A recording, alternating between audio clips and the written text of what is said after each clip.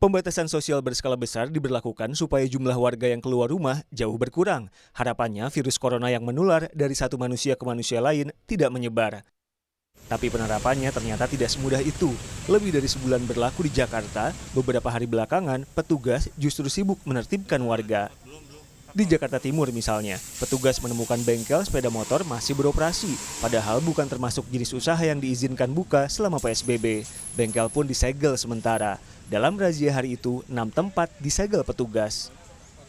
Yang sekarang masih jadi obrolan, warga di pusat kota Jakarta berkumpul di area luar McDonald Sarinah untuk menyaksikan penutupan gerai makanan cepat saji itu secara permanen. Padahal selama pemberlakuan PSBB, kegiatan yang menimbulkan kerumunan orang tidak diperbolehkan. Para pengunjung yang berada di McD Sarinah dan sekitarnya pada Minggu malam pun diimbau mengisolasi diri.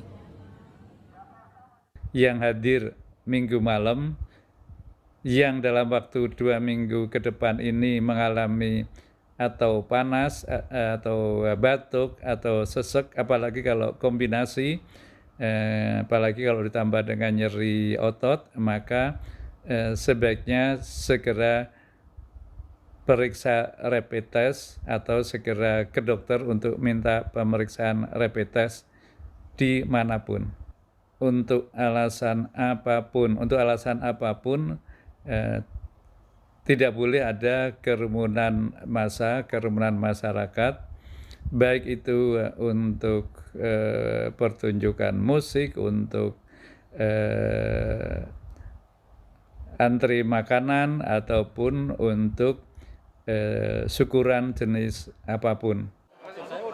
Karena banyak yang bandel, Gubernur DKI Jakarta pun akan menerapkan sanksi denda bagi pelanggar pembatasan sosial berskala besar. Sanksi tidak hanya berlaku bagi pelaku usaha yang melanggar, buat warga yang berkumpul lebih dari 5 orang misalnya, bisa kena teguran tertulis, membersihkan fasilitas umum dengan rompi, hingga denda Rp100.000 paling sedikit dan paling banyak Rp250.000.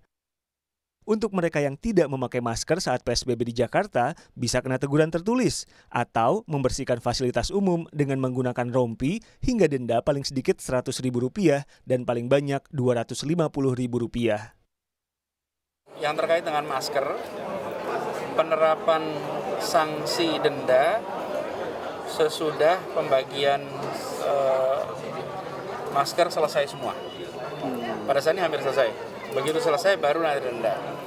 Dan harapannya dengan ada ketentuan ini, maka semua menjadi bisa lebih disiplin. Yang kedua, bagi penegak peraturan juga punya pegangan.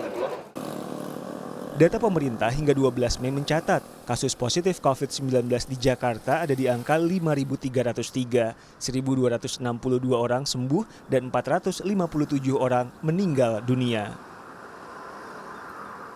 Tim Liputan Kompas TV.